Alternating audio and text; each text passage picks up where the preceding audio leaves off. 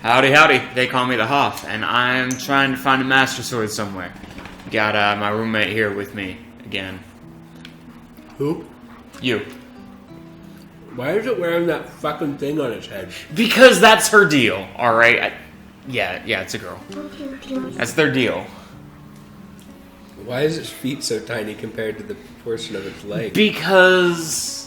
There's no way those little feet could support that enormous thing on his head. Well, that's why she's riding you. She can't walk. Also, she's never, like... She's magic. Oh, man. I wonder if the microphone's picking up that ice cream, man. Anytime she's not riding you, she's floating. So... Well, then why is she not just floating? Why she gotta make you like a fucking thing? That's ridiculous. Because she's a snarky bitch. That is her character. I've gone over this. She is my least favorite. Okay, gotta deal with you. No, not you. Because once they broke into the 3D realm and decided that Zelda was gonna, work this way instead of, the way it did on Super Nintendo and business, they started giving you a navigational character to help guide you around.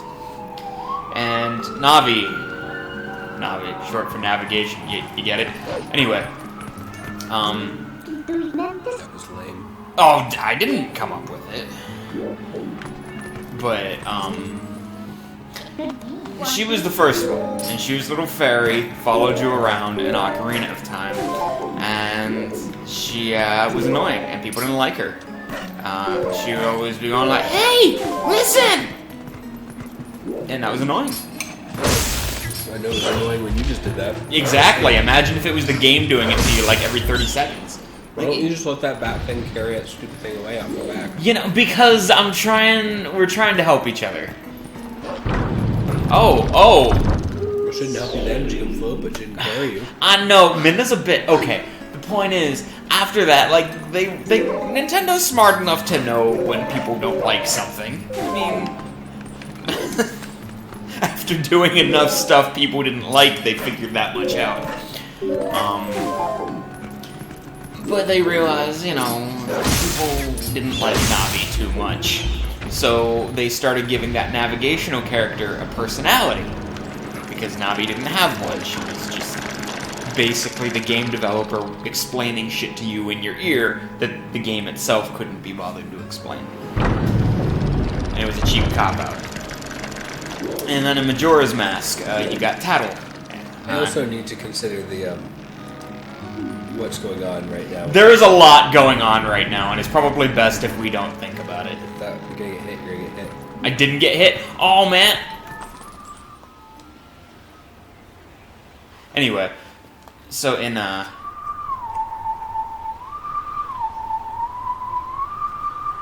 okay.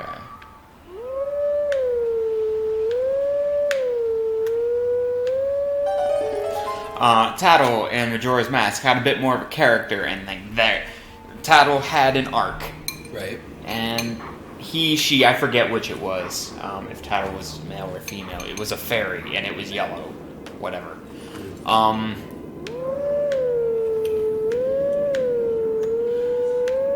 But,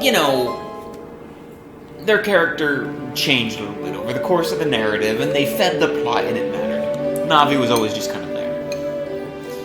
And in Wind Waker, the next major installment, you had either Tetra, who, spoilers, it was Zelda the whole time, or the boat, who, spoilers, was the King of Hyrule the whole time, and they're always, talking to you in your ear and telling you what to do.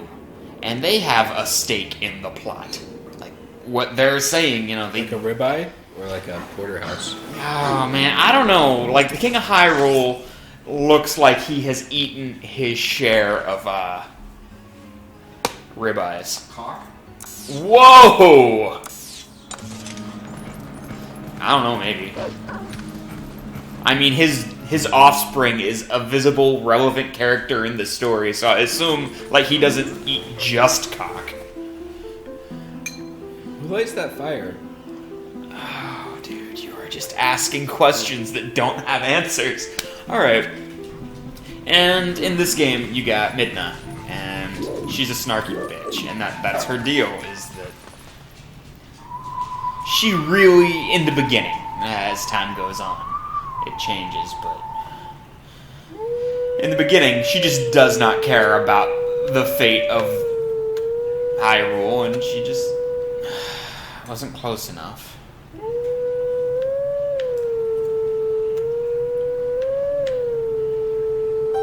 Okay, there we go.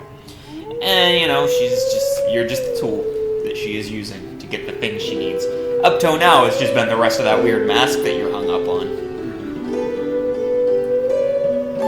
But now that Zelda has offed herself to, you know, keep her alive, she's personally invested in making things right. Which is why I have to go get the Master Sword. And who better to guard the Master Sword than this weird-ass motherfucker?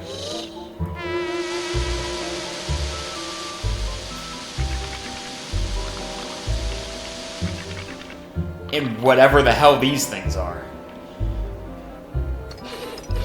Mostly I'm just confused. I thought maybe it would get explained. I got, like, further in. But no.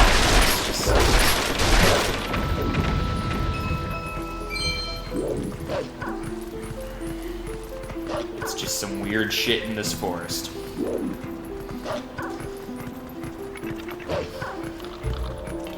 And I don't know, I may have to turn the volume up here because I'm supposed to be following the sound to find him and attack him.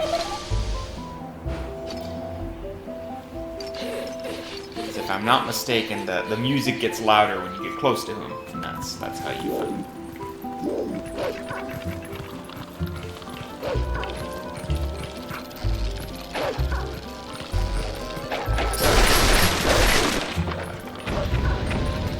You know, I should just stay a wolf the whole time.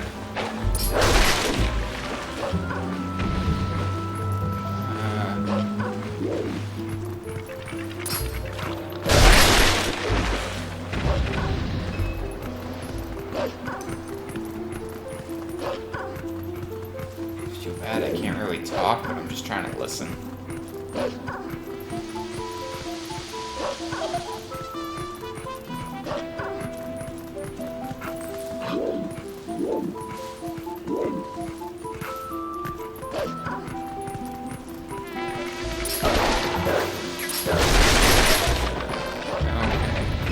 So I hear his goofy little horn thing going. Okay, gotta go behind the waterfall.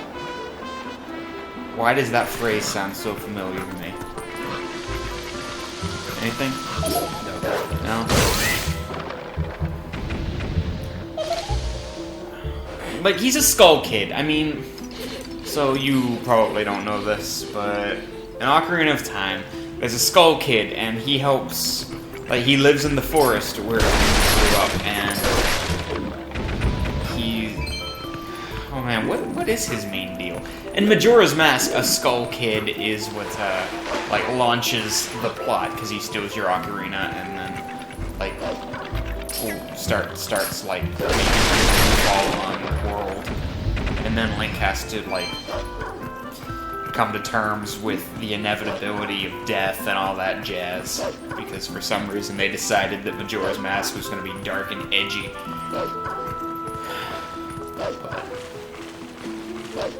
And now he's guarding the Master Sword. Why? I don't... Oh, nobody knows.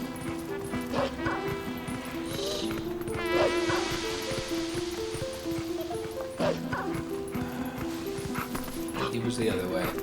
Yeah, I think I have to go up here and go back that way. Get him. There he is.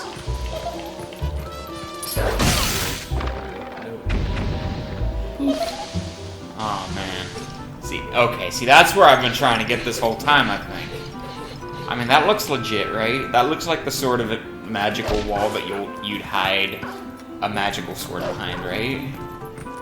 It makes sense to me. I mean, yeah, but why would he take you right there? Dude, that is an excellent question. This wild animal has proven themselves to be hostile towards me. I know what let's do. Lead them to a magical artifact. Oh, he's mad. Still smiling, but he's mad. His ears are pierced. Alright, well, this episode, was fun and exciting. When we return, I'm gonna kick this Skull Kid's ass, 'cause fuck him.